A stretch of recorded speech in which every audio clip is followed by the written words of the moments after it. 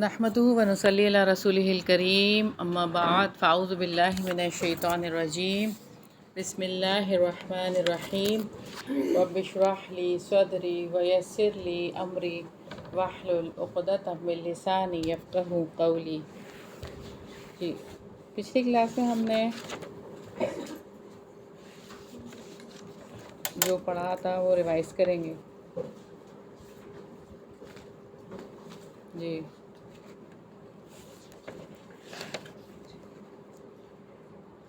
جھوٹے خواب سے مسلمان کا خواب اور خواب کی اقسام سے۔ اچھا، صحیح پڑھیں۔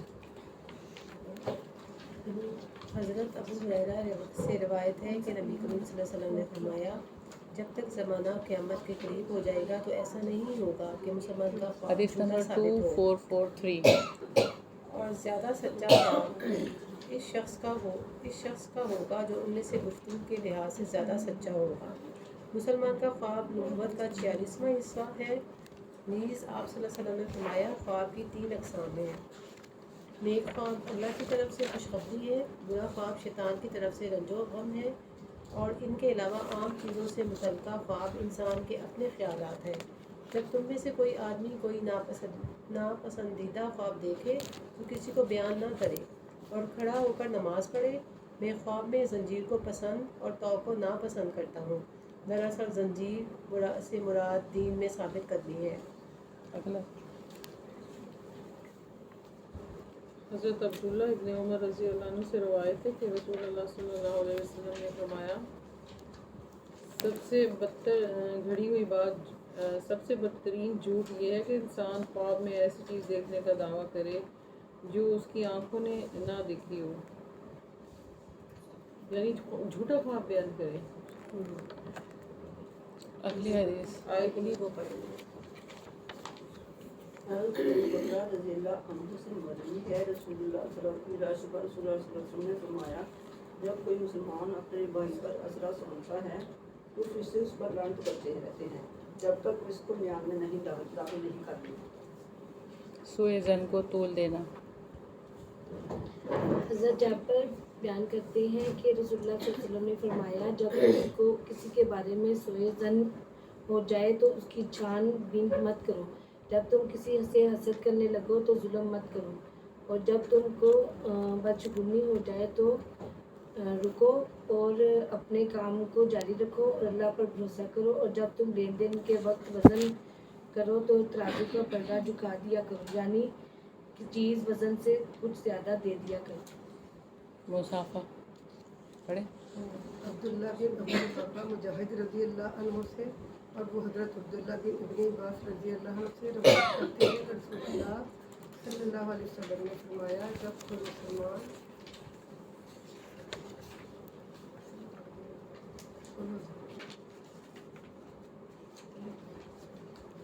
اپنے بھائی کو ملتا ہے تو اس کا ہاتھ پکڑ کر اس سے مصافحہ کرتا ہے تو انگلیوں کے بیچ سے اس طرح گناہ جڑتے ہیں جس طرح موسم سرما میں درختوں کے پتے جڑتے ہیں۔ عبداللہ رضی اللہ کہتے ہیں، میں نے مجاہد رضی اللہ عنہ سے کہا، یہ عمل تو بہت معمولی ہے۔ تو مجاہد رضی اللہ عنہ نے کہا، ایسا مت ہو، کیونکہ اللہ تعالیٰ نے اپنی کتاب میں ارشاد فرمایا، اے نبی صلی اللہ علیہ وسلم، اگر تم کو سارے کا سارا بھی خرچ کر دیتے جو زمین میں ہے تو پھر بھی ان میں ان کے دلوں کو نہ جوڑ سکتے، لیکن اللہ تعالیٰ نے ان کے درمیان محبت پیدا کر دی۔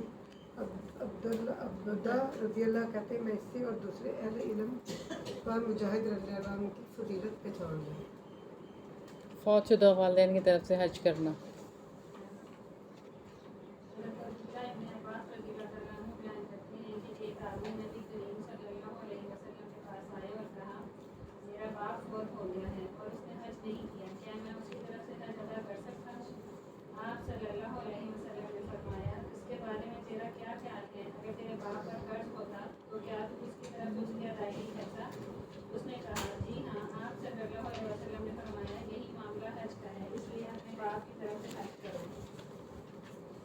اچھے اعمال کی ضمانت پر جنت کی ضمانت۔ پڑھو مریم۔ اچھے اعمال کی ضمانت پر جنت کی ضمانت۔ حضرت عبادہ بن صامت رضی اللہ تعالیٰ عنہ سے روایت ہے، رسول اللہ صلی اللہ علیہ وسلم نے فرمایا، تم تم لوگ مجھے 6 چیزوں کی ضمانت دے دو، میں تمہیں جنت کی ضمانت دیتا ہوں۔ 1 جب بات کرو تو سچ بولو۔ نمبر 2 جب وعدہ کرو تو پورا کرو۔ 3 جب تمہارے پاس امانت رکھی جائے تو ادا کرو۔ 4 اپنی شرمگاہوں کی حفاظت کرو۔ 5 اپنی آنکھوں کو نیچا رکھو۔ 6 اور اپنے ہاتھوں کو روکے رکھو۔ صحیح 1470۔ یہ آخری حدیث ہے، یہ پڑھ لیں ندا 2450 والدین کی عظمت۔ والدین کی عظمت۔ حضرت ابی بن مالک رضی اللہ سے روایت ہے، نبی صلی اللہ علیہ وسلم سے یقیناً وہ کہتے ہیں، اچھا نیچے سے پڑھو۔ حضرت ابی بن مالک رضی اللہ عنہ سے روایت ہے، نبی کریم صلی اللہ علیہ وسلم نے فرمایا، جس نے اپنے ماں باپ دونوں یا کسی ایک کو پایا اور پھر آگ میں داخل ہو گیا تو اللہ تعالیٰ ایسے شخص کو دور کر دے اور اسے ہلاک کر دے، اپنی رحمت سے دور کر دے، اپنی رحمت سے دور کر دے اور اسے ہلاک کر دے۔ حضرت ٹھیک ہے، بس ہو گئی۔ اللہ تعالیٰ ہم سب کو اس پر عمل کرنے کی توفیق عطا فرمائے۔ اب ہم اپنے آج کا لیسن شروع کرتے ہیں۔ حدیث نمبر 2451 ہے۔ اللہم صلی علی محمد وعلی آل محمد کما صلیت علی ابراہیم وعلی آل ابراہیم انک حمید مجید۔ اللہم بارک علی محمد وعلی آل محمد کما بارکت علی ابراہیم وعلی آل ابراہیم انک حمید مجید۔ ان ابی الدرداء، روایت ہے سیدنا ابو درداء رضی اللہ عنہ سے،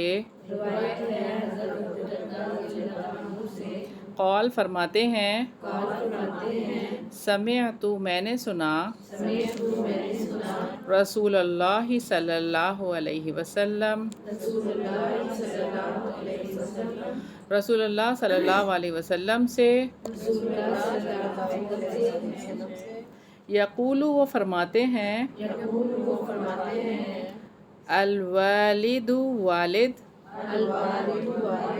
اوسط بہترین، ابوابی دروازہ ہے،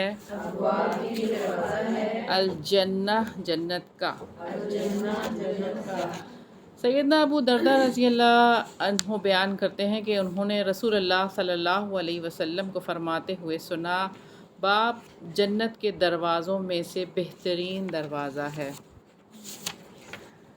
تو یہاں پر جیسے کہ پچھلی دفعہ بھی ہم والدین کے حوالے سے دیکھ رہے تھے، تو آج بھی اسی کی بات کنٹینیو ہے کہ کوئی بھی بیٹا اپنے باپ کے حق کو ادا کیے بغیر جنت میں نہیں جا سکتا۔ دروازہ ہے، داخل نہیں ہو سکتا۔ باپ کی رضامندی بہت بڑی چیز ہے، کیونکہ حدیث میں ہمیں آتا ہے کہ رب کی رضامندی باپ کی رضامندی میں ہے اور رب کا غصہ باپ کے غصے میں ہے۔ اور اس کے علاوہ یہ بات دیکھتے ہیں کہ سیدنا ابو ہریرہ رضی اللہ عنہ سے روایت ہے کہ آپ صلی اللہ علیہ وسلم نے فرمایا، کوئی بھی اپنے باپ کا حق ادا نہیں کر سکتا، کوئی بھی، الا یہ کہ باپ کو مملوک پائے تو خرید کر آزاد کر دے، یعنی غلام پائے تو خرید کر آزاد کر دے، تو وہ ایک طرح سے حق ادا کرنا ہوگا، لیکن کوئی بھی حق ادا کر نہیں سکتا۔ باپ کے لیے یہ بات ہے۔ تو رب کی رضا میں باپ کی رضا ہے، تو یہاں پر یہ بات ہے۔ اگلی حدیث دیکھتے ہیں۔ ان ابی ہریرہ رضی اللہ عنہ، روایت ہے سیدنا ابو ہریرہ رضی اللہ عنہ سے، قول فرماتے ہیں، مرہ گزرے، رسول اللہ صلی اللہ علیہ وسلم، رسول اللہ صلی اللہ علیہ وسلم، علی اوپر، عبداللہ ابن ابی ابن سلول، عبداللہ بن ابی سلول رضی اللہ عنہ کے وہوا اور وہ فی ظلی سائے میں تھے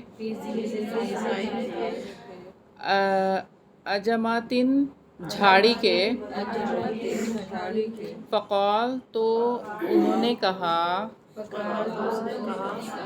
قد تحقیق غبرہ غبار اڑایا ہے. اچھا یہ وہ ہے عبداللہ بن، اچھا یہ رضی اللہ عنہ نہیں ہے یہاں پہ، اس کو کاٹ دیں، یہ تو منافقوں کا سردار ہے نا، اس کو آپ کاٹ دیں، یہ غلط ہے اور اس کے بارے میں لکھا ہوا ہے. ٹھیک ہے، یہ عبداللہ بن ابی سلول جو ہے نا وہ منافقوں کا سردار ہے اور اس کے بارے میں یہ بات ہے. ٹھیک ہے، غبرہ غبار اڑایا ہے علینا ہم پر ابن ابی کبشہ ابن ابی کبشہ نے فقالا پھر کہا ابنہ اس کے بیٹے نے عبداللہ بن عبداللہ عبداللہ بن عبداللہ نے، یعنی اس کے بیٹے کا نام بھی کیا تھا؟ عبداللہ. والذی قسم ہے اس ذات کی اکرما کا اس نے زیادہ عزت دی آپ صلی اللہ علیہ وسلم کو،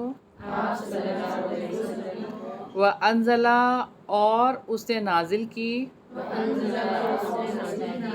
علیکہ آپ پر الکتاب کتاب ان اگر شئتا آپ کی اجازت ہو لَأَتَيْتُکَ البتہ میں لے آؤں بِرَأْسِهِ اس کے سر کو آپ کے پاس. فقال تو کہا النبی صلی اللہ علیہ وسلم نبی صلی اللہ علیہ وسلم نے لا نہیں ولیکن لیکن یا بلکہ بھی ہو سکتا ہے برا نیکی کرو ابا کا اپنے باپ سے و احسن اور اچھی رکھو صحبتہ صحبت اس سے. سیدنا ابو ہریرہ رضی اللہ عنہ کہتے ہیں کہ رسول اللہ صلی اللہ علیہ وسلم کا گزر عبداللہ بن ابی سلول کے پاس سے ہوا. وہ ایک جھاڑی کے سائے میں تھا. اس نے کہا ابن ابی کبشہ یعنی نبی صلی اللہ علیہ وسلم کو کہہ رہا تھا نے ہم پر گرد و غبار اڑایا ہے. اس کے بیٹے عبداللہ بن عبداللہ نے کہا قسم ہے اس ذات کی جس نے آپ صلی اللہ علیہ وسلم کو عزت دی اور آپ پر کتاب نازل کی، اگر آپ چاہیں تو یعنی چاہت ہو تو میں اس کا سر قلم کر کے آپ کے پاس لے آتا ہوں. آپ صلی اللہ علیہ وسلم نے فرمایا کہ نہیں بلکہ تو اپنے باپ سے نیکی کر اور حسن صحبت سے پیش آ. یہ حدیث آپ دیکھیں کہ والدین سے حسن سلوک کی انتہا ہے. عبداللہ بن ابی سلول کے بارے میں سبھی جانتے ہیں کہ کیسا شخص تھا، منافقوں کا سردار ہے. اس کے باوجود آپ صلی اللہ علیہ وسلم کا تحمل اور عفو درگزر، یہاں آپ دیکھیں کہ اس کی بھی انتہا ہے. یہ بہترین مثال ہے والدین کے ساتھ حسن سلوک کی کہ چاہے اس قدر بھی کبھی یعنی حرکات کا مالک ہو باپ، اس کے باوجود بھی باپ کے ساتھ حسن سلوکی کرنا ہے.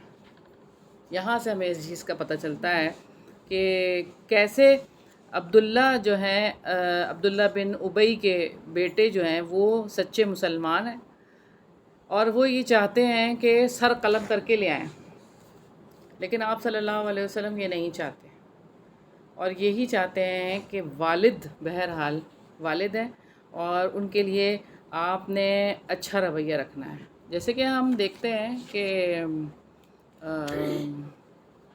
سورہ لقمان میں اللہ تعالیٰ نے کیا فرمایا کہ اگر تو والدین تمہیں شرک کا حکم دیں تو پھر ان کی بات نہیں ماننا، لیکن دنیا جو ہے نا وہ ان کی اچھی طریقے سے ان کے ساتھ دنیاوی معاملات میں اچھے طریقے سے ڈیلنگ کرنا۔ تو ہمیں یہاں سے اس چیز کا پتہ چلتا ہے کہ نبی پاک صلی اللہ علیہ وسلم نے کبھی بھی اپنی ذات کی خاطر کبھی انتقام نہیں لیا۔ تو یہ ذات کی بات تھی نا آپ صلی اللہ علیہ وسلم، تو یہ نہیں لیا۔ اگلی حدیث دیکھیں گے، حدیث نمبر 2453 ہے، ان عائشہ مرفوعاً، روایت ہے سیدہ عائشہ رضی اللہ عنہا سے مرفوع، دخلت میں داخل ہوا، الجنت جنت میں، فسمعت تو میں نے سنا، فیہا اس میں، قراءتن قراءت، قلت میں نے کہا، من کون ہے، ھذا یہ، فقالوا تو انہوں نے کہا، حارثۃ بن النعمان، حارثہ بن نعمان رضی اللہ عنہ، کذالکم یہی ہے، البر نیکی اور حسن سلوک، وکانا اور تھا، ابرا زیادہ نیکی کرنے والا، الناسی لوگوں سے، بی امی ہی اپنی ماں کے ساتھ۔ سیدہ عائشہ رضی اللہ عنہا بیان کرتی ہیں، نبی کریم صلی اللہ علیہ وسلم نے فرمایا، میں جنت میں داخل ہوا، میں نے وہاں قرأت کی آواز سنی، میں نے پوچھا کہ جس کی آواز آ رہی ہے یہ کون ہے؟ انہوں نے کہا، حارثہ بن نعمان رضی اللہ عنہ، یہی نیکی اور حسن سلوک ہے، یہی نیکی اور حسن سلوک ہے۔ اور حارثہ اپنی ماں کے ساتھ بہت زیادہ حسن سلوک کرنے والا تھا۔ تو یہاں آپ دیکھیں کہ ماں کے ساتھ حسن سلوک کے لیے حارثہ بن نعمان کی بات یہاں پہ لائی گئی ہے کہ اپنی ماں کی خدمت کا جنہوں نے حق ادا کیا، ماں کی خدمت کر کے، تو ان کی آواز جنت میں سنائی دے رہی تھی۔ کیا بات تھی! تو ماں کے قدموں تلے واقعی جنت ہے، جیسے اس طرح پتہ چل رہا ہے۔ تو کہ آپ صلی اللہ علیہ وسلم نے اس بات کو ہائی لائٹ کیا ہے، کیونکہ ان کی نیکی جو ہے نا وہ ماں کے لیے بہت ہے، تو ماؤں کی قدر کرنے کی ضرورت ہے، اور اس سے پہلے باپ کی بات تھی اور اب ماں کی بات ہے۔ اللہ تعالیٰ ہمیں اپنی ماؤں کا حق ادا کرنے والا بنائے۔ اگلی حدیث دیکھیں گے، حدیث نمبر 2454، والدین کے حکم پر بیوی کو طلاق، ان حمزہ بن عبداللہ بن عمر، روایت ہے حمزہ بن عبداللہ ابن عمر رضی اللہ عنہ سے،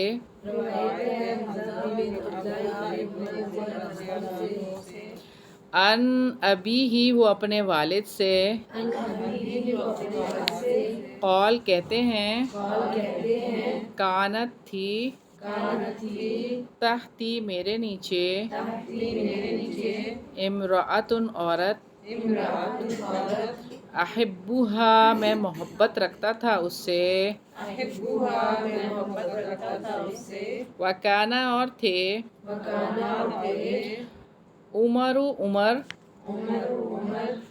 یکرہوہا نفرت رکھتے اس سے، فقال تو کہا، عمر رضی اللہ عنہ نے،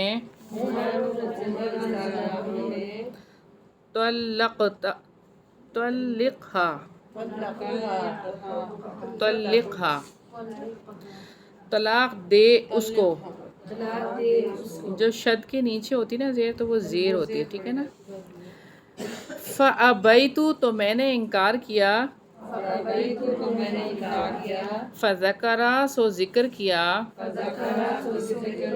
ذَلِكَ اس کا، لِنَبِيِّ صلی اللہ علیہ وسلم،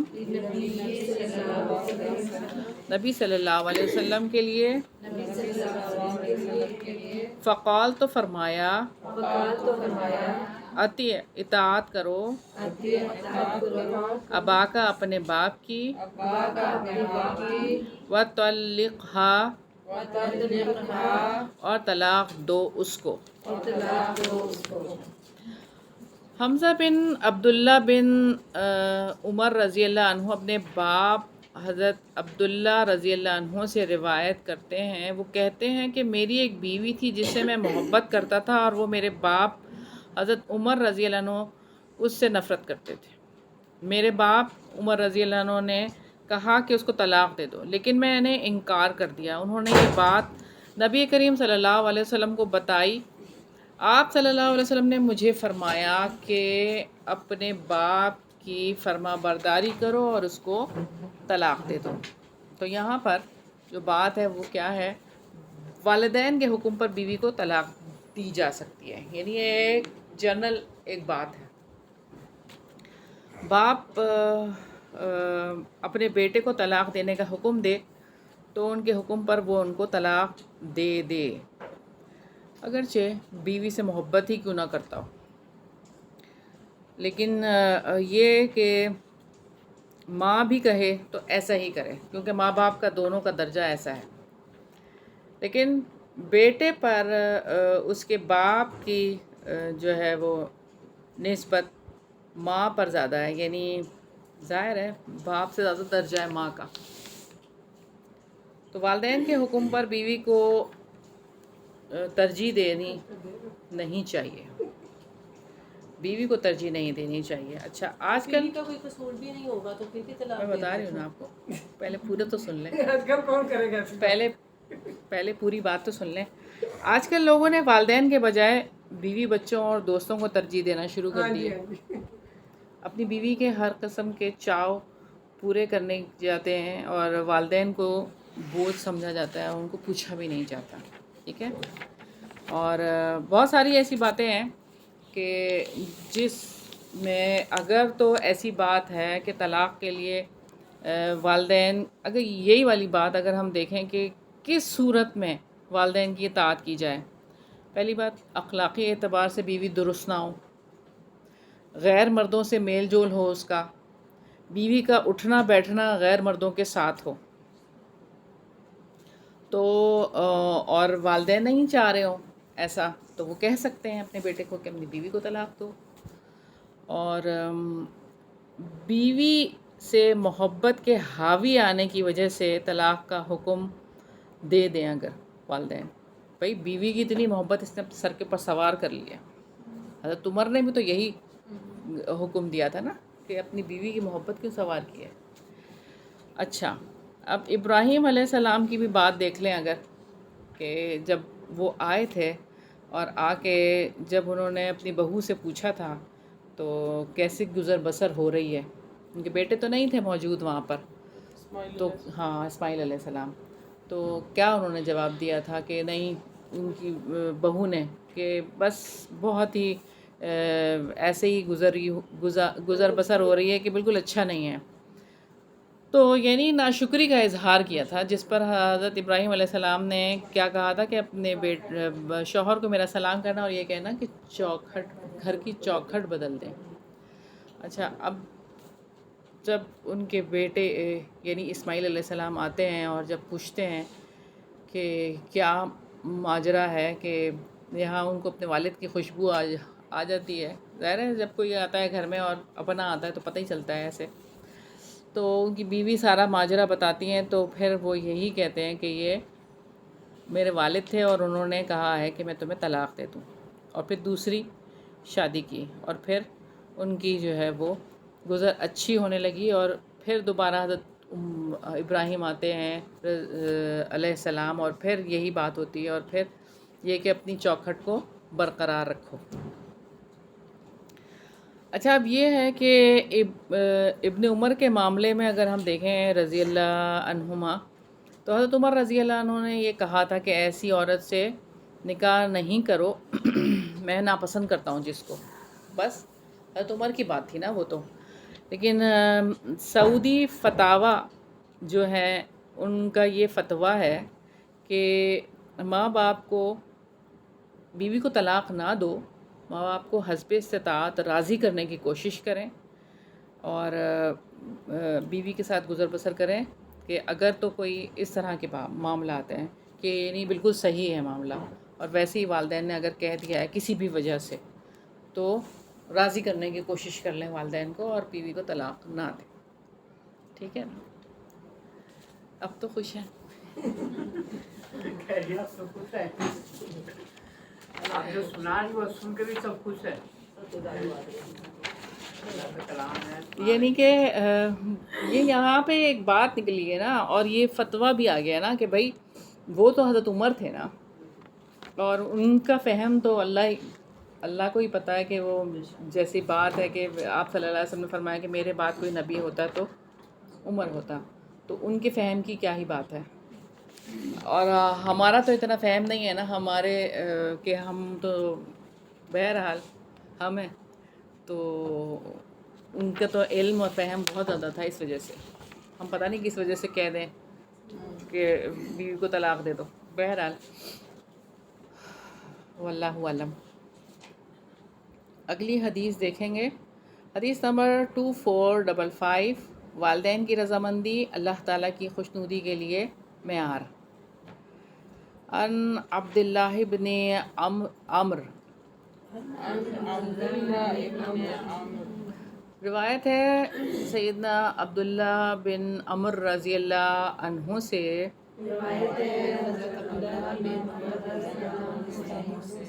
عن النبی صلی اللہ علیہ وسلم، نبی صلی اللہ علیہ وسلم نے قول فرمایا، رضی ربی، رضامندی رب کی،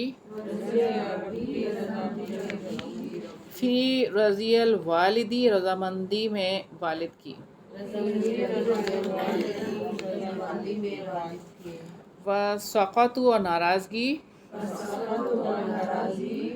ربی رب کی، فی سقط الوالد، ناراضگی میں ہے والد کی۔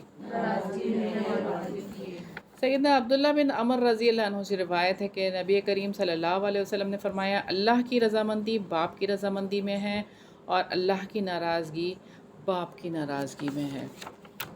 تو یہ بہت زیادہ ایسی بات ہے کہ والدین کی رضامندی جو ہے وہ اللہ کی خوشنودی کے لیے معیار ٹھہری، گویا کہ شریعت کے کسی حکم کی مخالفت نہ ہو، ان کو راضی کرنے کے لیے ہر مطالبہ پورا کرے اور راضی کرنے کی بھرپور کوشش کرنی چاہیے، یعنی شریعت کی مخالفت کیے بغیر،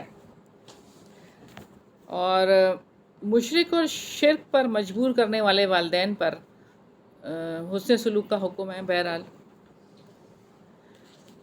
تو والدین کی اطاعت کرنے کا حکم دیا ہے، اس لیے جو اپنے والدین کو ناراض کرے گا تو پھر کیا ہوگا، اللہ تعالیٰ بھی ناراض ہو جائے گا۔ لہٰذا والدین کی نافرمانی کبیرہ گناہ ہے، تو والدین کی نافرمانی نہیں کرنی کسی صورت۔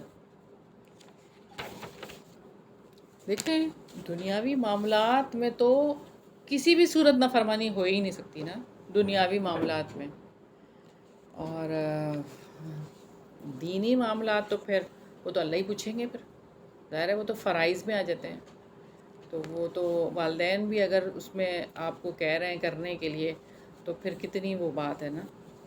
اور دنیا کی بات چھوٹی سی معمولی سی باتیں ہیں، یہ ہم پہلے بھی دیکھ چکے ہیں کئی دفعہ کہ ماں نے اگر کہہ دیا کہ یہ ٹیبل یہیں رہے گا اور آپ بضد ہیں کہ نہیں امی یہاں نہیں رکھنا، تو یہ کیا ہے، یہ ماں کے حکم کی خلاف ورزی ہے سراسر.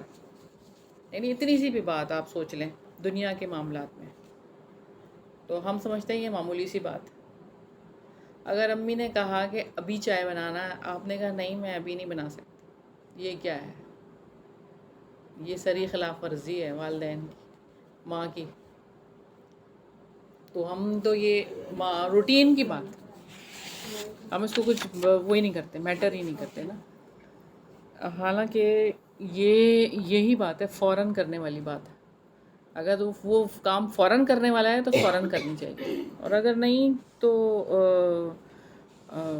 یعنی آدھے گھنٹے کے بعد یہ کام کر لوں گی یا اس طرح سے ہو سکتا ہے. لیکن بہرحال جو دعائیں اس وقت پہ ملیں گی وہ بعد میں پتہ نہیں ملیں گے نہیں ملیں، لیکن یہ کہ اللہ کی رضامندی جو ہے نا وہ والدین کی خوشنودی کے لیے. میں سردیوں میں نہانے کے لیے بچوں کو کہیں نا تو کہ اچھا مما تھوڑی دیر بعد نہاتا ہوں، اچھا وہ لیٹ کری جاتے ہیں، نہیں نہاتے اس وقت، وہ بھی گناہ میں شامل ہو چھوٹے جاتی ہیں. بچے تھوڑے بتایا کریں، ناسمجھ ہوتے ان کو ہیں، سمجھایا کریں.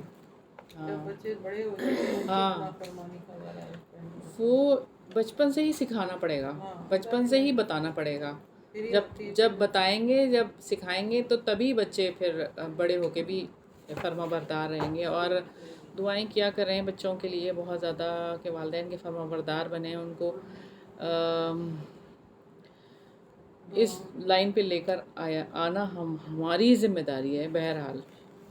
اور جس اسٹیج پہ بچے پہنچ رہے ہیں اور آج کل جس طرح سے والدین کا یہ شکایات ہیں اس حوالے سے کہ اولاد نافرمان ہے اور اس طرح سے، تو وہ سارا جو قصور ہے نا وہ ہمارا ہی ہے.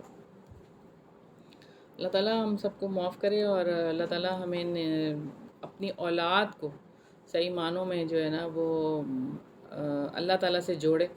جب اللہ تعالیٰ سے جڑیں گے بچے تو آٹومیٹکلی آپ سے بھی جڑیں گے. حدیث نمبر 2456 ہے، ان عبداللہ ابن عمر، روایت ہے سیدنا عبداللہ بن عمر رضی اللہ عنہ سے،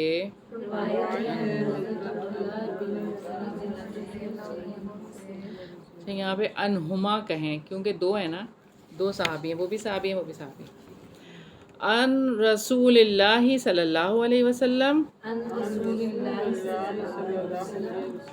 رسول اللہ صلی اللہ علیہ وسلم سے قول فرمایا، ثلاثۃ تین آدمی ہیں، لا ینظر نہ دیکھے گا، اللہ تعالی، الیہم طرف ان کے، یوم القیامتی قیامت کے دن، العاق نافرمان، لوالدیہ اپنے والدین کا، ومدمن الخمر اور عادی شراب کا، والمنان اور احسان جتلانے والا، عطاءہ اپنے دیے پر، وثلاثۃ اور تین آدمی ہیں، لا يدخلون نہیں داخل ہوں گے، الجنہ جنت میں، العاق نافرمان، لوالدیہ والدین کا، والدیوس اور دیوس، والرجلۃ اور مردوں سے مشابہت اختیار کرنے والی عورت. سیدنا عبداللہ بن عمر رضی اللہ عنہما سے روایت ہے کہ رسول اللہ صلی اللہ علیہ وسلم نے فرمایا کہ اللہ تعالیٰ قیامت کے روز تین آدمیوں کی طرف نظر رحمت سے نہیں دیکھے گا، والدین کا نافرمان، شراب کا عادی اور اپنے دیے پر احسان جتلانے والا. جبکہ تین آدمی جنت میں داخل نہیں ہوں گے، والدین کا نافرمان، دیوس اور مردوں سے مشابہت اختیار کرنے والی عورت۔ 3 آدمیوں کے بارے میں بتایا گیا کہ والدین کا نافرمان، دونوں جگہ والدین کا نافرمان ہے۔ ایک تو اللہ تعالیٰ اپنی نظر رحمت بھی نہیں کریں گے اس کے پاس، اور اس کو جنت میں بھی نہیں داخل کریں گے۔ کس قدر یہ بات ہے، اور آج کیوں نہیں سمجھ میں آتی، کیوں اولڈ ہوم بھر گئے ہیں، اور پاکستان میں اولڈ ہومز کی تعداد میں اضافہ ہو رہا ہے، کیوں؟ یہ باتیں سمجھ نہیں آتی۔ کیا آپ اولڈ ہوم میں ڈال کر کیا سمجھتے ہیں کہ والدین کے فرما بردار ہیں؟ کیا سمجھتے ہیں؟ تو والدین کی نافرمانی اختیار کرنے کی مذمت ہے اس حدیث میں۔ بیویوں کو بہت زیادہ کانشیس ہونا چاہیے، کیونکہ شوہروں قیامت کی قریب ہے۔ اتنی بڑی یعنی اس میں وہ ہے، سمجھ نہیں آتی۔ اللہ تعالیٰ اپنے لطف و کرم والی نگاہیں نہیں ڈالیں گے ایسے لوگوں پر جو کہ والدین کا نافرمان ہے، شراب کا عادی ہے، اور دینے پر احسان جتلانے والا، یعنی اب احسان جتا رہے ہیں کہ میں نے یہ دیا تھا، میں نے یہ کرا تھا، میں نے یہ کرا تھا۔ اور جو 3 لوگ جو جنت میں نہیں جائیں گے، ان کے حوالے سے اگر آپ دیکھیں کہ وہ کون لوگ ہیں، نافرمان ہیں والدین کا، دیوس ہیں، اور مردوں کی مشابہت کرنے والے۔ اچھا، اب یہاں پہ شراب کی بھی بات ہے۔ اب حقیقی زندگی سے فرار اختیار کرنے کے لیے شراب کا سہارا لیا جاتا ہے، اور شراب ایسی چیز ہے، نشہ، کہ جس کی وجہ سے سارے گناہ ہو جاتے ہیں۔ نشہ کرنے والا جو ہے نا، اگر کسی نے کہا کہ کوئی ایک گناہ کر لو تو تمہیں چھوڑ دیا جائے گا، کوئی ایک واقعے میں بات ہے، تو اس نے صرف شراب کو ہلکا جانا، یعنی قتل کو، زنا کو، اس کو بہت بھاری جانا، اور شراب پینا آسان جانا۔ شراب پینے کے بعد کیا ہوا؟ سارے ہی گناہ ہو گئے، سارے ہی گناہ ہو گئے۔ تو بہرحال بات یہی ہے کہ جو نشہ ہے نا، وہ بہت قبیح چیز ہے، اس سے حتی الامکان بچنے کی کوشش کریں۔ اور آج آپ دیکھیں ہمارے نوجوانوں کے اندر یہ چیزیں انجیکٹ کی جا رہی ہیں، اور کس حد تک آپ دیکھ لیں کہ نشہ عام ہو چکا ہے۔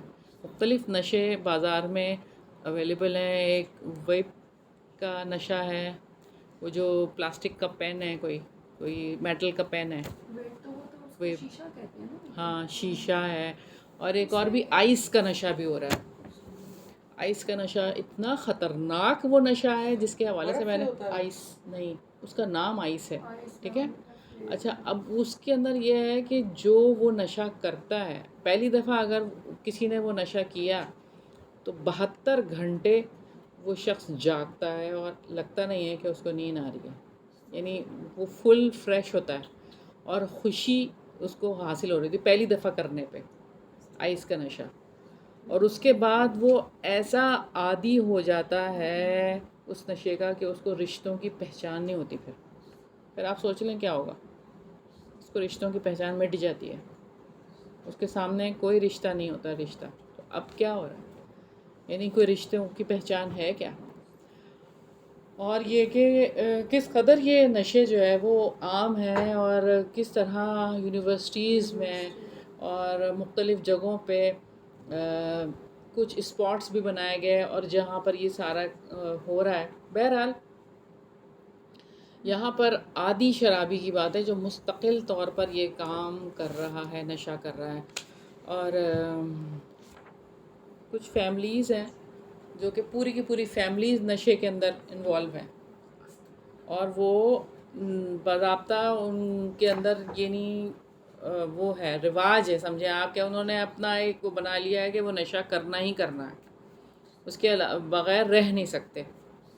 تو بہرحال سوچنے کی چیز ہے کہ جہاں نشے کو شیطانی بات کہا اللہ تعالیٰ نے قرآن مجید میں کہ یہ شیطانی کام ہے، تو اس سے بڑھ کر اور کیا بات ہو سکتی ہے۔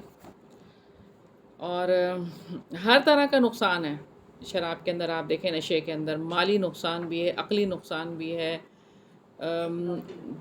اخلاقی نقصان بھی ہے، بالکل، اور دینی نقصان بھی ہے، سب نقصان ہی نقصان ہے۔ تیسری چیز جو ہے احسان جتلانا، کسی کو کچھ دے دیا لیکن لینے والے کو تا حیات تانے مل رہے ہیں، تانے دیے جا رہے ہیں، اس کو تانے سننے پڑے جا رہے ہیں، اور انتہائی گھٹیا اور مکروہ کام ہے، اور کیا ہے۔ اپنے صدقات احسان جتلانے اور دکھ دینے کے لیے نہ دو، اللہ تعالیٰ نے یہی کہا ہے۔ جب آپس کے فیملیز میں دیکھا، جب جھگڑے وغیرہ ہوتے ہیں نا، اسپیشلی گھر میں، باہری گھر میں، وہ سارے احسان اور ویسے بھی اس وقت پہ تو پرانی باتیں ڈسکس بھی نہیں کرنی چاہیے، وہ باتوں کو تو بھلا دینا چاہیے۔ یعنی جو بھی نیک کام کریں وہ یاد ہی نہیں رکھنا چاہیے، اس کو تو بھول جانا چاہیے۔ وہ یاد کیسے رہتا ہے؟ اس کو یاد تو نہیں کرنا چاہیے۔ ہاں، نیکی کا دریا میں ڈال، کتنی باتیں ہوں کہ جو آپ بھول جائیں۔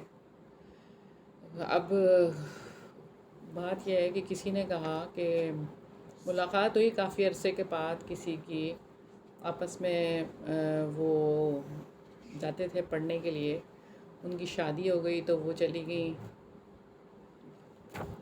اپنے گھروں کو، اور تو اس نے ملاقات پہ یاد دلایا کہ آپ نے میری شادی پہ مجھے جو بکس اور اسکارف گفٹ کیا تھا، وہ میں نے 10 سال تک اسکارف پہنا، اور اس کو یاد ہی نہیں تھا کہ میں نے کوئی ایسی چیز تمہیں گفٹ بھی کری تھی۔ مطلب بھول جانا چاہیے نا، بھول ہی گئے، وہ یاد ہی نہیں تھا کہ کوئی اس طرح کی کوئی چیز دی بھی تھی، یاد ہی نہیں تھا۔ 10 سال گزر گئے تھے لیکن یاد نہیں تھا۔ آپ سوچیں، لکھتے ہیں کہ اس نے ہمیں یہ دیا، ہم نے اس کو یہ دیا، واپس بھی کرنا ہے، کہتے ہیں بھولنا کم نہ دیا جائے، زیادہ ہی چاہیے۔ تو یہ بہرحال یاد نہیں رکھنا چاہیے، نیکی کر کے بھول جانا چاہیے، اور بھولنے کی عادت ڈالیں۔ جو یاد رکھنے والی چیز ہے نا، وہ یہ کہ دوسرے نے میرے ساتھ کیا کیا، اچھائی، اس کی اچھائی، اس کو یاد رکھنا چاہیے، برائی کو نہیں۔ اس میں بھی یہ بات یاد رکھیں، اچھائی ہے نا، اس کو یاد رکھنا، ہر وقت یاد رکھیں، اور اس کے لیے دعائیں کرتے رہیں کہ اس نے میرے ساتھ یہ کیا، اس موقع پہ اس نے میرا یہ ساتھ دیا، میرا یہ ساتھ دیا، ایسی باتیں یاد کریں۔ اگر کبھی اس کے پاس سے کوئی ایسی نوک جھوک ہو بھی جائے تو وہ والی بات ہائی لائٹ کریں۔ بیویوں کو یہ بات ضرور سوچنی چاہیے، کیونکہ عموماً ایسا ہوتا ہے کہ شوہروں کی کوئی ذرا سی بھی بات ہوتی ہے تو ان کو بہت زیادہ لگتی ہے، تو ان کو اچھی باتیں زیادہ سوچنی چاہیے کہ وہ ہر لحاظ سے میرے لیے کس طرح وہ کرتے ہیں، یعنی میرے ساتھ کیا تعاون کرتے ہیں، کس طرح سے۔ بہرحال، اور پھر یہ کہ چوتھی بات جو ہے نا، یہ دیوس کی جو بات ہے نا، دیوس کون ہوتا ہے؟ دیوس وہ ہوتا ہے جو اپنے اہل و عیال کے سلسلے میں بے پردگی کو خراب نہ سمجھے، یعنی اس کو اس چیز کا احساس ہی نہ ہو کہ میرے گھر والے بے پردہ ہو کے باہر نکلیں، یعنی اس کو کوئی احساس نہیں ہے۔ وہ خود والد اپنی بیٹی کو جس حلیے میں بھی وہ ہے، اور وہ خود چھوڑنے کے لیے اسٹاپ پہ کھڑے ہیں، اور وہ آ رہی ہے یونیورسٹی کی بس اور اس میں بٹھا رہے ہیں، ان کو کیا نظر نہیں آ رہا یہ کیا ہے؟ یہی وہ بات ہے۔ اس کو پتہ بھی ہے، اس کو جانتا بھی ہے کہ یہ چیزیں کس طرف لے جاتی ہیں، ایسے لباس اور ایسی بے پردگی کس طرف لے کے جائے گی، کیسے وہ جو یونیورسٹی کا ماحول ہے جہاں پہ کو ایجوکیشن ہے، جہاں پہ لڑکے اور لڑکیاں، اس ایج کے لڑکے اور لڑکیاں جب کہ شہوت جنون پہ ہوتی ہے، اس وقت پہ وہ ایک ساتھ ہوں تو کیا ہونا چاہیے، سوچیں ذرا۔ اور شادی بیاہ میں بند سنور کے جب ساری لیڈیز جا رہی ہیں تو مرد کیا دیکھ رہے ہیں؟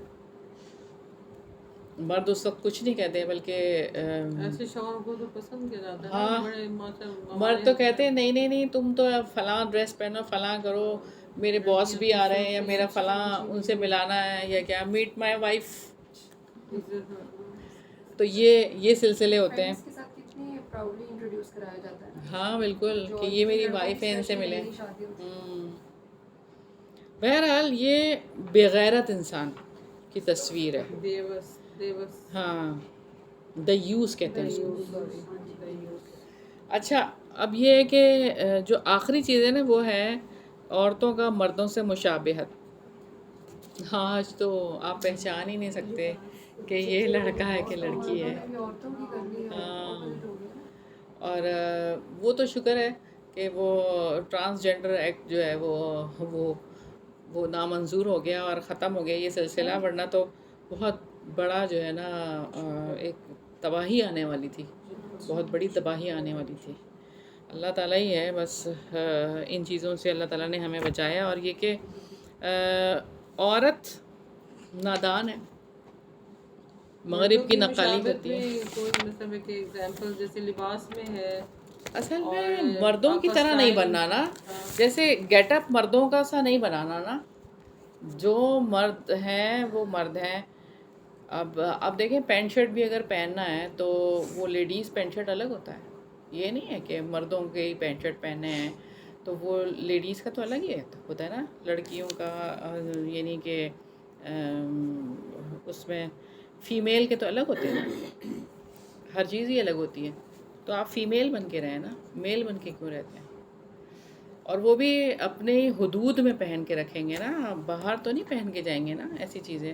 وہ تو لیڈیز میں ہی آپ پہن کے رکھیں گے نا، اس میں کوئی ممانعت نہیں ہے، آپ پہن سکتے ہیں، کوئی ممانعت نہیں ہے. لیکن بہرحال ایک عورت کا ایک تقدس ہے اور عورت کا ایک اپنا ایک کہیں کہ اپیرنس اس کی ایک ہے کہ عورت کو کیا کہا ہے کہ وہ بنی سنوری رہتی ہے، وہ یعنی زیور میں پلتی ہے. آپ صلی اللہ علیہ وسلم نے کیا کہا تھا اسامہ کو؟ اسامہ بھی، ہاں اگر اسامہ لڑکی ہوتا تو ہم تو تمہیں زیور پہناتے اور اچھے اچھے کپڑے پہناتے. تو بہرحال اب یہ ہو گیا ہے کہ کلرز کا بھی ڈفرینس ختم کر دیا گیا. حالانکہ شوخ کلر اور برائٹ کلرز تو صرف لڑکیاں ہی پہنتی تھیں، مردوں میں نہیں تھے ایسے کلرز کا جو ہے نا وہ ڈل کلر اور بالکل لائٹ گرے، بلیک، وائٹ اور لائٹ اسکائی بلو، یہی کلرز تھے بس مردوں میں تو. لیکن اب وہ زیادہ ہو گیا ہے. بہرحال ہاں اب تو وہ پرنٹڈ شرٹس آ گئی ہیں. پرنٹڈ شرٹس آ گئی ہیں. بہرحال اس کو دیکھنا چاہیے کیونکہ لعنت فرمائی ہے آپ صلی اللہ علیہ وسلم نے ایسے مرد پر جو عورت جیسا لباس پہنے، اور ایسی عورت پر کہ جو کہ مرد جیسا لباس پہنے. اللہ کی رحمت سے ہاں جی بالکل محرومی، اور اللہ کی کوئی رحمت نہیں ہوگی اس کے اوپر. ٹھیک ہے، اگلی حدیث ہم دیکھتے ہیں. برائی کا اثر زائل کرنا.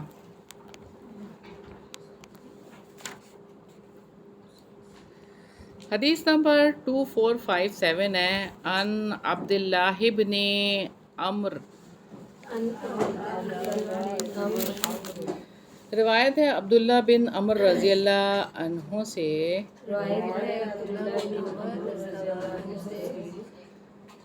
ان یقیناً معاذ بن جبل، معاذ بن جبل رضی اللہ عنہ سے ارادہ ارادہ کیا، سفراً سفر کا، فقال تو کہا، یا رسول اللہ صلی اللہ علیہ وسلم، اے اللہ کے رسول صلی اللہ علیہ وسلم، اوصینی وصیت کیجئے مجھے. قال فرمایا، اعبد اللہ، عبادت کرو اللہ کی، ولا اور نہ، تشرک تم شریک ٹھہراؤ،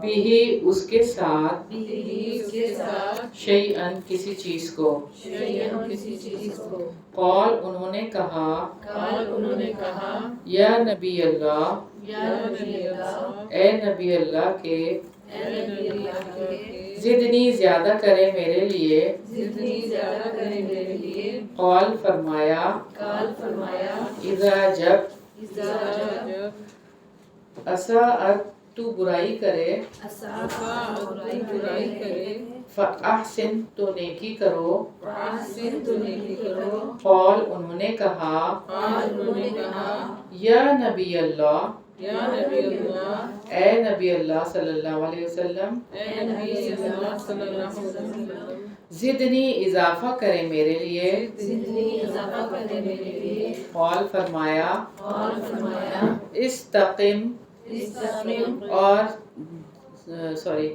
ثابت قدم رہو ثابت قدم رہو ولتحسن والتحسن اور چاہیے کہ اچھا کرو اور چاہیے کہ اچھا کرو خلقک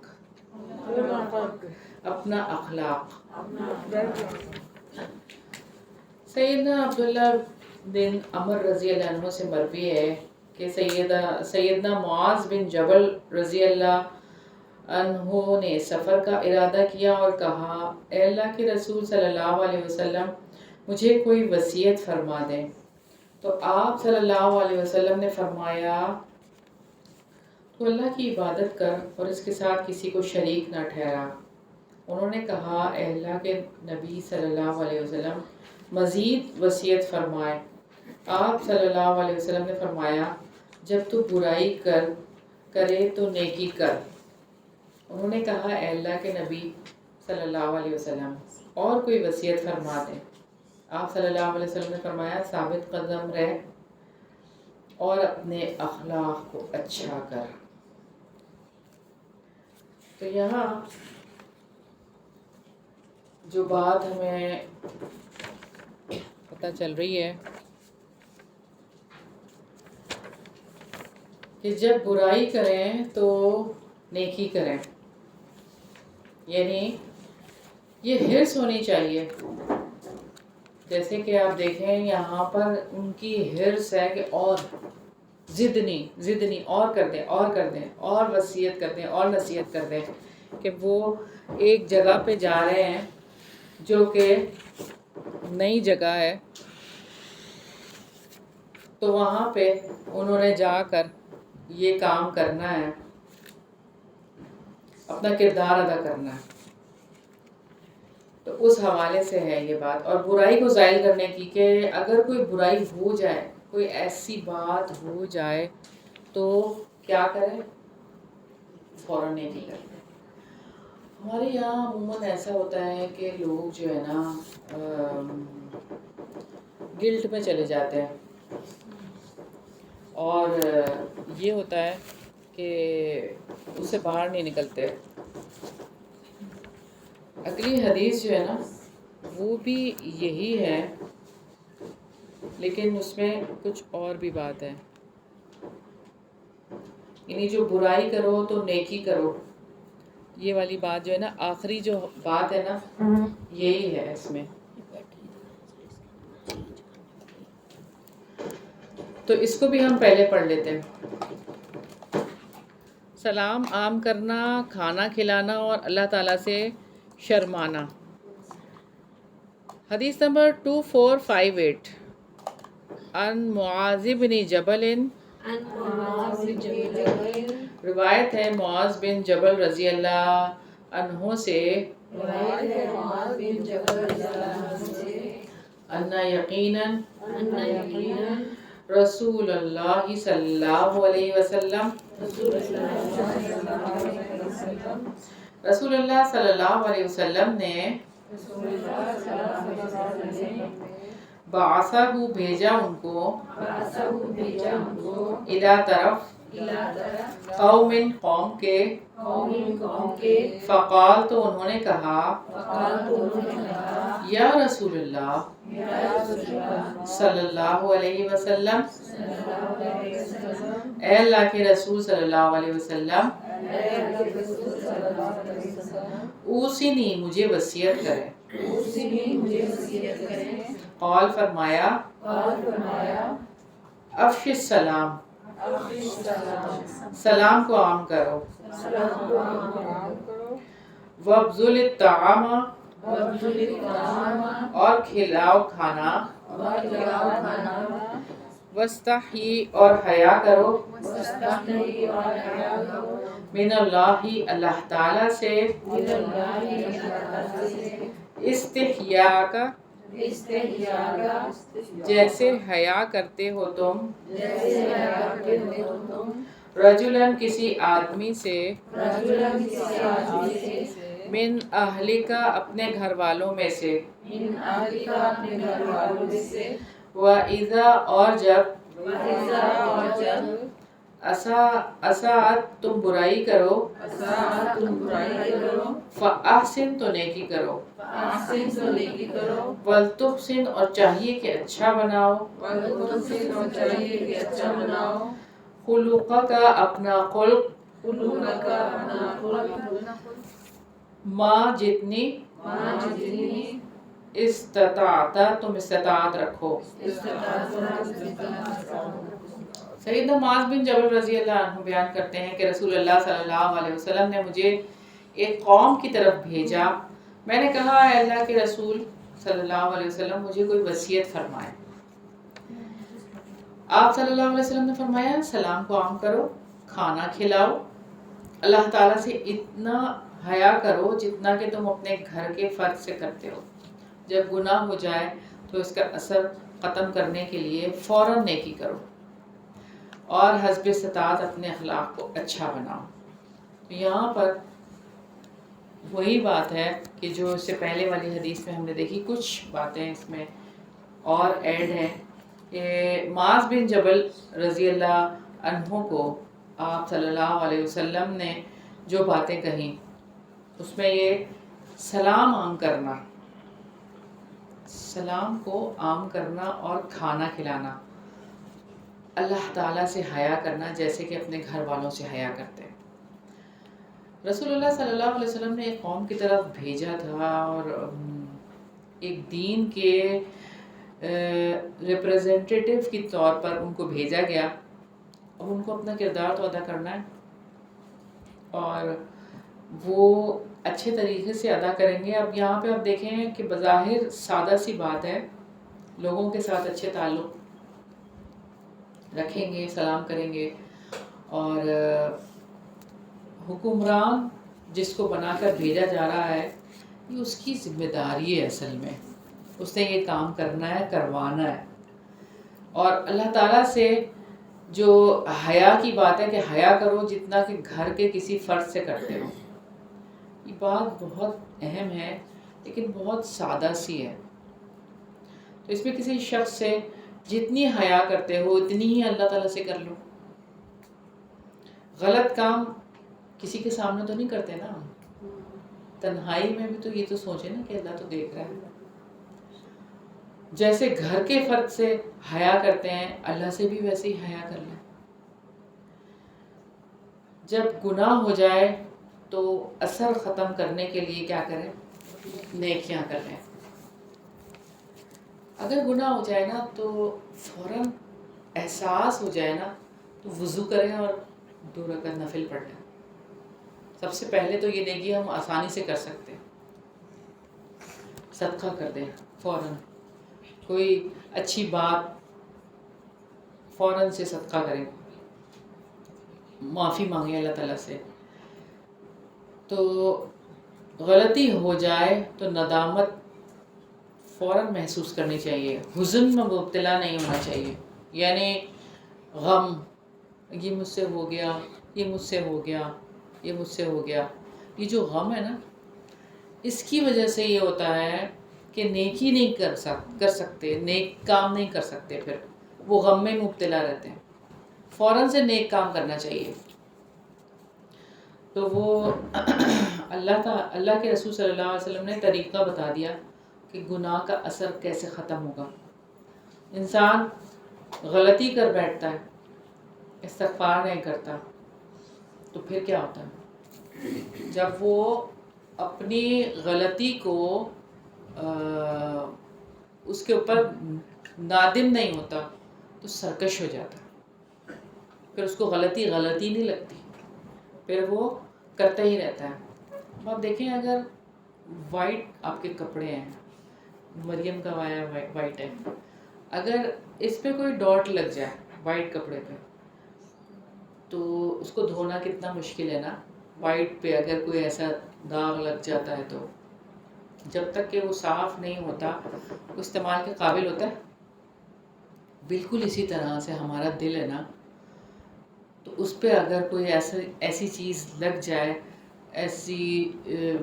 ہم نے کوئی گناہ کر دیا تو گناہ کیا ہے؟ داغ ہے نا۔ اب اس کو صاف کیے بغیر وہ سفید کیسے ہوگا کپڑا؟ تو اس کو دور کرنے کی ہی کوشش کرنی ہے۔ اور بہت ہی خوبصورت دعا ہے نا جو نماز کے شروع میں ہم پڑھتے ہیں،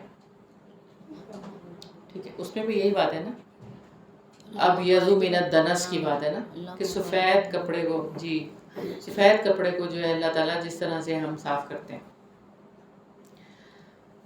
تو بات تو صرف ایک ہلکے کپڑے کی ہے، لیکن دوسری طرف آپ دیکھیں پوری زندگی ہے گناہوں کے اثرات کے ساتھ۔ اس لیے گناہ کے فوراً بعد کیا کریں؟ نیکی کریں۔ نیکی کی طرف رغبت جو نہیں رکھ سکتا تو پھر کیا ہو اس کے لیے؟ اللہ تعالیٰ نے تو خود فرمایا ہے ان الحسنات یذہبن السیئات،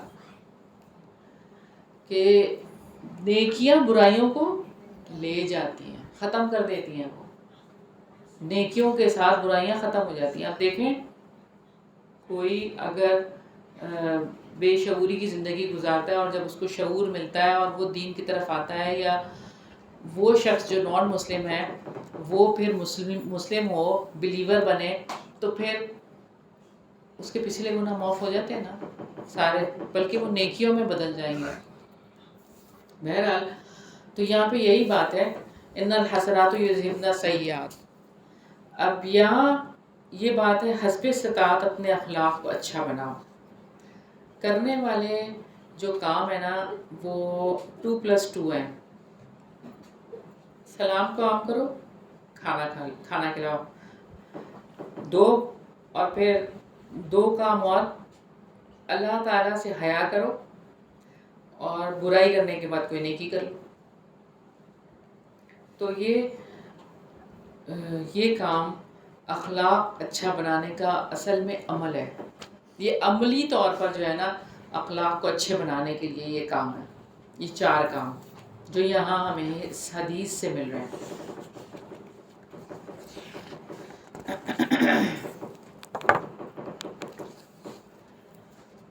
اچھا، اگلی حدیث دیکھتے ہیں۔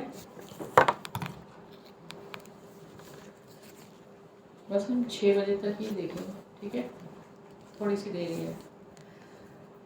سلام میں پہل کرنے والا افضل ہے۔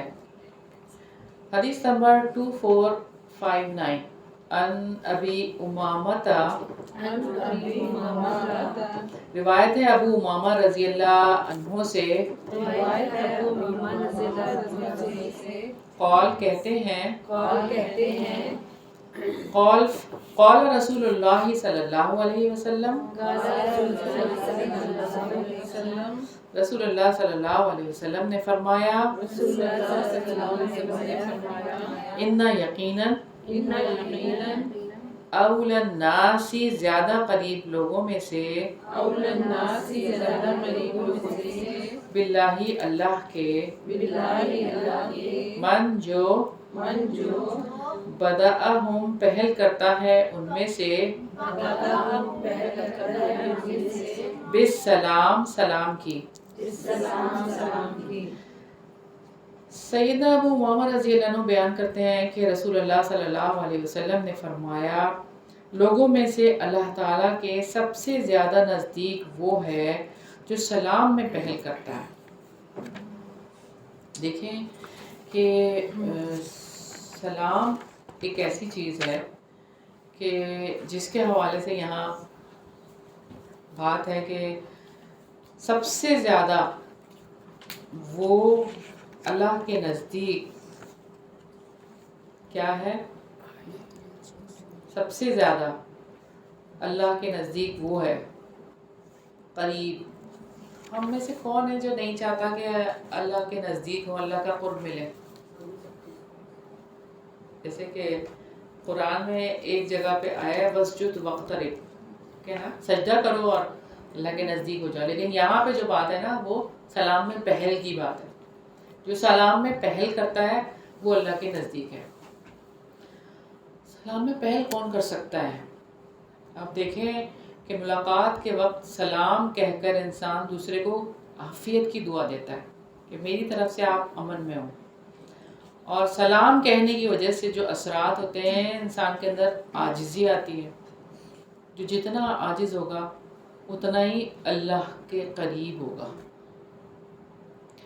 اور جو سلام میں پہل کرتا ہے وہ اللہ کے قریب. سورہ نور میں آیت نمبر 61 میں اللہ تعالیٰ فرماتے ہیں پھر جب تم اپنے گھروں میں داخل ہوا کرو تو اپنے گھر والوں کو سلام کرو.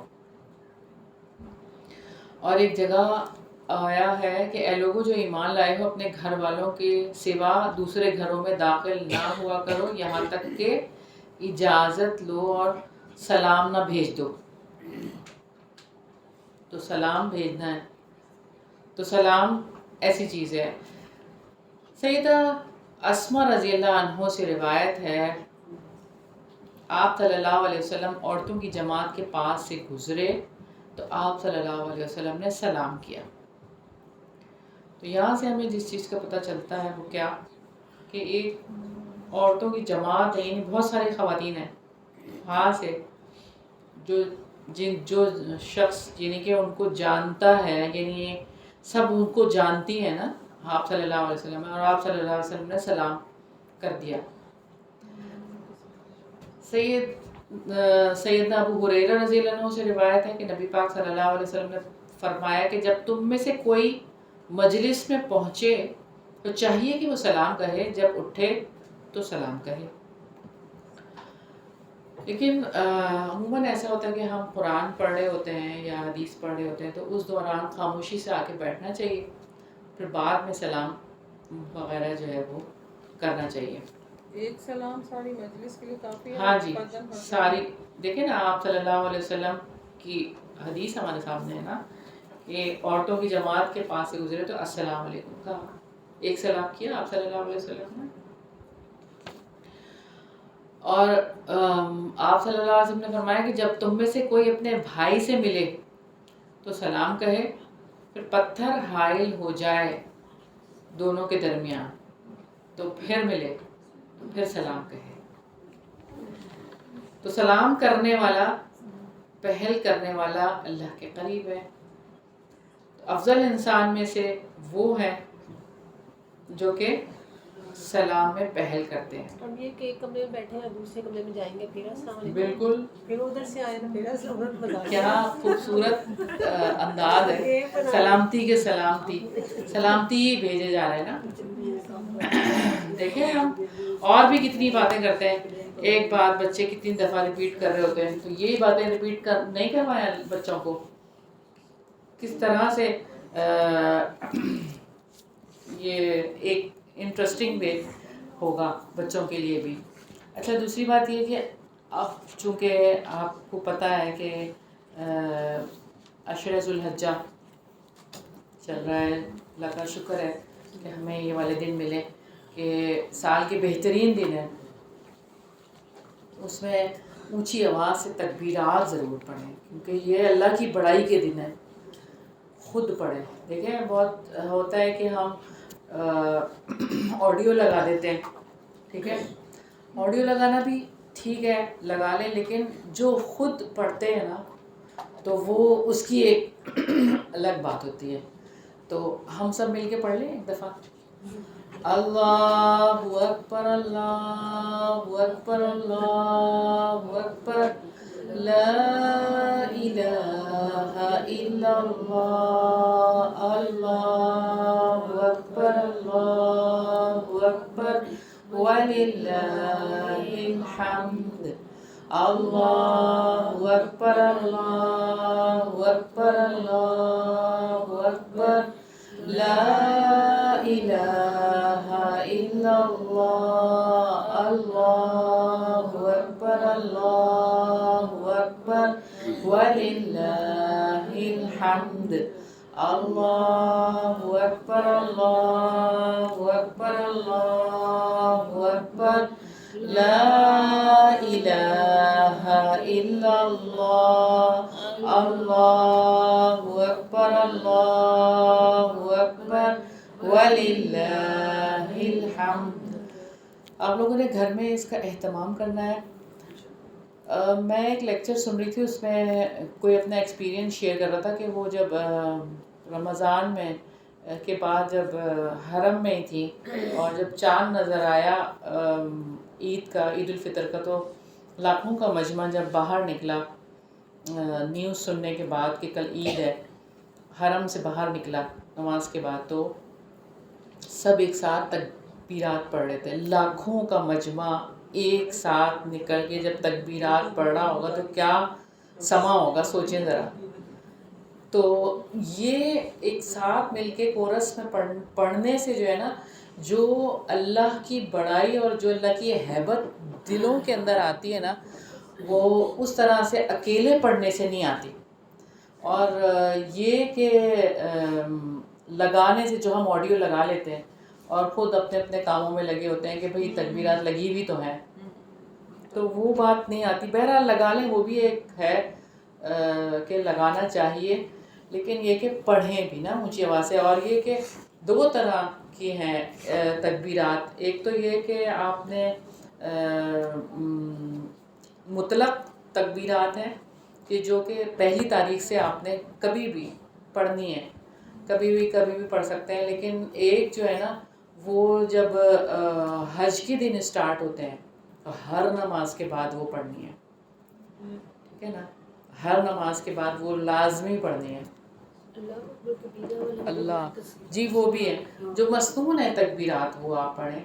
ویسے یہ کہ اللہ کی بڑائی، اللہ اکبر صرف وہ بھی کافی ہے، اللہ اکبر ہر اٹھتے بیٹھتے ہر موقع پہ بچوں سے بھی کہیں اللہ اکبر اللہ اکبر، تو بچے بھی جب جا رہے ہیں کہیں بھی جا رہے ہیں بیٹھ رہے ہیں، بس ان دنوں میں اللہ اکبر اس کو اپنا معمول بنانا ہے انشاءاللہ تعالیٰ۔ میں ان کو یہی بتائی تھی، جیسے یہ لوگ نعت وغیرہ پڑھتے رہتے ہیں اکثر نعت وغیرہ، تو ان دنوں میں انہیں تکبیرات بہت بچوں کو یہ بات آپ ہی بتائیں۔ ہاں جی، تکبیرات یہ ایسے دن ہیں اللہ کی بڑائی کے دن ہیں، اور انہی دنوں میں اللہ تعالیٰ نے حج رکھا ہے اللہ تعالیٰ نے ان دنوں میں حج ہے کہ یہ اللہ کی بڑائی کے دن ہے۔ اور یہ سب سے جو یعنی عورتوں کے لیے تو جہاد ہے سب سے ایسا، یہ عبادت ہے، یہ والی عبادت جو ہے حج، تو سال میں ایک ہی دفعہ ہے، اور اللہ تعالیٰ نے یہ دن مخصوص کیے ہیں اپنی بڑائی کے لیے، تو اللہ کی بڑائی کرنی ہے۔ دیکھیں دوسرا پارہ آپ پڑھیں گے نا تو اس میں ہے کہ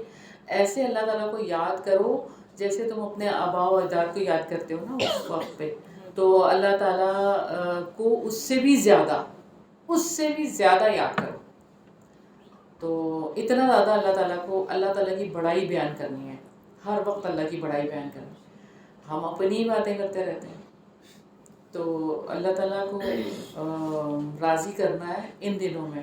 کوئی بھی ایسا عمل نہیں ہے جو اللہ تعالیٰ کو ان دنوں میں محبوب ہے، اور عام دنوں کی بنسبت بہت محبوب ہے اللہ تعالیٰ کو یہ دن، لہٰذا ان دنوں جی دن بھی راتیں بھی دونوں، تو ان دنوں کو اب آپ دیکھیں نا، وہ مزدلفہ کی رات ہے نا جب سارے وہاں پہ کھلے آسمان کے نیچے سوئیں گے، یہی رہتے ہیں آنے والی۔ ہاں جی، تو آپ دیکھیں یہ وہی تو دن ہے، اور کون سے دن ہیں؟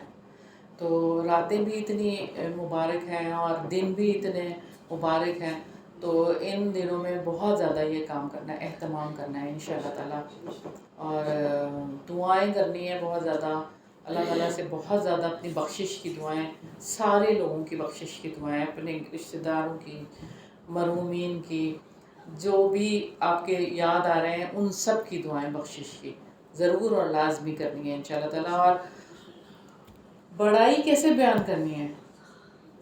ایک طرف ہم اللہ اکبر بھی کہہ رہے ہیں، دوسری طرف نافرمانی کے کام بھی کر رہے ہیں، لڑائی جھگڑے بھی کر رہے ہیں اور دلوں میں نفرتیں بھی پال رہے ہیں، تو یہ بڑائی تو نہ ہوگی۔ اللہ اکبر کا مطلب تو ٹوٹل آپ نے اللہ اکبر کیا ہے، اللہ اکبر، اللہ ہی بڑے ہیں، اللہ ہی سب سے بڑے ہیں، تو آپ کہاں ہیں پھر؟ ہم تو نہیں ہیں نا پھر بڑے۔ اور پھر یہ کہ موبائل ہے یا کوئی اس طرح کی آپ کے پاس ڈیوائس ہے تو اس میں ہم نیٹ فلیکس دیکھ رہے ہیں یا کوئی اور ایسی چیز دیکھ رہے ہیں، تو یہ کیسی بڑائی ہے؟ یہ تو کوئی بڑائی نہیں ہے نا، پھر ہم کیسی بڑائی کر رہے ہیں اللہ تعالیٰ کی؟ تو ان چیزوں کو بھی اوائڈ کر دیں، بالکل ہی اس کو جو ہے نا کراس لگا دیں ان ساری چیزوں کے اوپر، اور پھر صرف اللہ کی بڑائی اور اللہ کا ذکر، اللہ کی بات، ہر وقت اللہ کی بات کریں، آیات نکالیں اللہ کی بڑائی کی، اس پہ سب کو ڈسکس کریں، اس پہ بات کریں، اور کیا کریں؟ یہ ان دنوں میں کرنے والا کام یہی ہے، ٹھیک ہے؟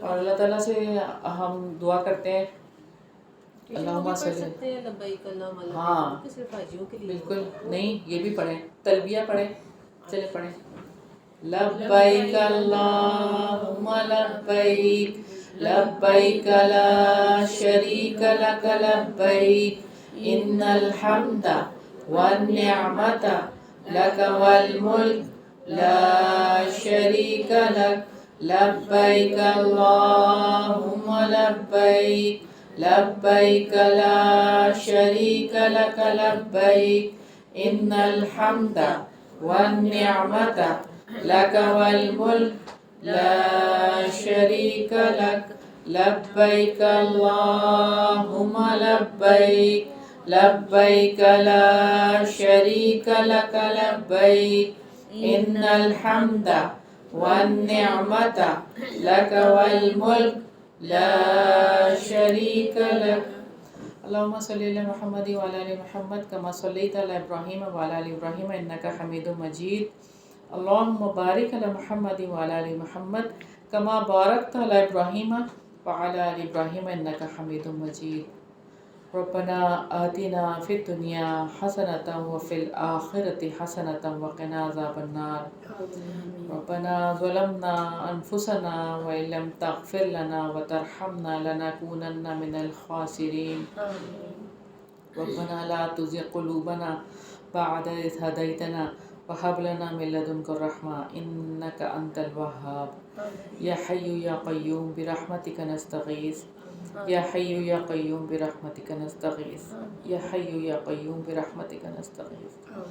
یا الہی، یا رب العزت، یا رب ذوالجلال والاکرام، ہم گناہگار ہیں، خطا کار ہیں، یا الہی سارے گناہوں سے درگزر فرمائیے، یا الہی ہمیں بڑھ چڑھ کر نیکیاں کرنے والا بنا دے، یا الہی سارے وہ کام، ساری وہ سنتیں جو نبی پاک صلی اللہ علیہ وسلم نے کی، یا الہی ہم سے وہ سارے کام کروا، یا رب العزت، یا رب ذوالجلال والاکرام ان دنوں میں ہمیں توفیق عطا فرما کہ ہم خاص آپ کی بڑائی بیان کرنے والوں میں شامل ہو جائیں، یا الہی جب آپ معافی کے پروانے جاری کریں تو ہمارے لیے بھی معافی کا پروانہ لکھ دیجیے گا، یا الہی، یا رب العزت قسمت آپ نے لکھی ہے الہی، یا الہی اگر ہماری قسمت میں ایسی کوئی بات ہے کہ ہمیں معافی نہیں ملے تو اللہ تعالیٰ آپ مٹا سکتے ہیں، یا الہی آپ مٹانے پر قادر ہیں، الہی آپ مٹا دیں اور ہمیں معاف کر دیں، معافی لکھ دیں اللہ تعالیٰ، یا پاک پروردگار، یا رب العزت، یا رب ذوالجلال والاکرام، یہاں پر جتنے بھی حاضرین ہیں ان کے دلوں میں جو بھی دعائیں ہیں الہی میں نہیں جانتی، آپ جانتے ہیں، یا پاک پروردگار ان سب کی دعاؤں کو قبول فرما لے، یا رب العزت، یا رب ذوالجلال والاکرام، جو ہمارے پیارے، بہت ہی پیارے آپ کے پاس آ چکے ہیں الہی ان سب کی بخشش فرما دیجئے، الہی ان کو جنت کے اعلیٰ باغوں میں سے ایک باغ میں ان کو جگہ دیجئے، یا الہی، یا پاک پروردگار ان کی بہترین مہمانی کر دیجئے، یا الہی، یا رب العزت، یا رب ذوالجلال والاکرام، ہمیں جب تک زندہ رکھنا یا الہی ایمان کی سلامتی کے ساتھ زندہ رکھنا، یا الہی موت دینا تو ایمان پر خاتمہ کرنا، یا الہی فرشتے جنت سے ریشم کا کفن لے کر آئیں، سلام علیکم کہیں۔ یا رب العزت، یا رب ذوالجلال والاکرام، آپ سے صدا ہے یا مالک، ہمیں اپنے والدین کے لیے بہترین صدقہ جاریہ بنا، یا الہی یا پاک پروردگار، یا رب العزت، یا رب ذوالجلال والاکرام، ہماری اولادوں کو ہمارے لیے بہترین صدقہ جاریہ بنا، یا رب العزت، یا رب ذوالجلال والاکرام۔ جو بچے اور بچیاں شادی کے قابل ہیں الہی ان کے نیک صالح جوڑے بنا دے، ان کو جلد از جلد ان کی شادیاں کروا دے، یا الہی یا رب العزت، یا رب ذوالجلال والاکرام، جو بے اولاد ہے انہیں نیک صالح اولاد عطا فرما، یا الہی جن کے پاس بیٹیاں انہیں نیک صالح بیٹے عطا فرما، یا الہی یا پاک پروردگار، یا رب العزت، یا رب ذوالجلال والاکرام، آپ سے صدا ہے الہی سمرہ کے بیٹے کے لیے الہی اس کو جنت الفردوس میں اعلیٰ مقام عطا فرما، یا الہی یا پاک پروردگار اس کے اولاد کو اس کے لیے بہترین صدقہ جاریہ بنا دے، یا الہی یا پاک پروردگار، یا رب العزت، یا رب ذوالجلال والاکرام، جنت میں اعلیٰ مقام میں وہ ہو، یا الہی آپ اس کی بہترین مہمانی کریں، یا رب العزت، یا رب ذوالجلال والاکرام، ہماری دعاؤں کو قبول فرما لیجئے، یا رب العزت، یا رب ذوالجلال والاکرام، اس کے گناہوں کو دھو ڈال برف اور اولوں سے، یا الہی اس کے گناہوں کے درمیان اس کے اور اس کے گناہوں کے درمیان مشرق اور مغرب جتنا فاصلہ کر دے، یا الہی یا پاک پروردگار، یا رب العزت ایسے پاک صاف کر دے اسے جیسے سفید کپڑا دھو کر پاک کیا جاتا ہے، صاف کیا جاتا ہے، اس کے گھر والوں سے بہترین گھر والے اس کو عطا فرما، دنیا کے گھر سے بہترین گھر اس کو عطا فرما، یا الہی جنت میں اعلیٰ مقام عطا فرما، جہنم کے عذاب سے بچا لے، قبر کے عذاب سے بچا لے، یا پاک پروردگار، یا رب العزت جتنے بھی حاضرین یہاں پہ ان کے پر ان کے گھر والوں پر برکتیں اور رحمتیں نازل فرما، یا رب العزت اس گھر پر بھی اپنی رحمتیں اور برکتیں نازل فرما، اس گھر کے رہنے والوں پر بھی اپنی برکتیں اور رحمتیں نازل فرما، جو بھی دعائیں ہم نے مانگی ہیں اور جو دعائیں مانگنے سے رہ گئی ہیں ساری دعاؤں کو قبول فرما لے۔ ربنا تقبل منا انک انت السمیع العلیم وتب علینا انک انت التواب الرحیم برحمتک یا ارحم الراحمین، الہی آمین، الہی آمین۔ اللہم صلی علی محمد وعلی آل محمد کما صلیت علی ابراہیم وعلی آل ابراہیم انک حمید مجید، اللہم بارک علی محمد وعلی آل محمد کما بارکت علی ابراہیم وعلی آل ابراہیم انک حمید مجید۔ سبحانک اللہم وبحمدک نشہد ان لا الہ الا انت نستغفرک ونتوب الیک۔ السلام علیکم ورحمۃ اللہ وبرکاتہ۔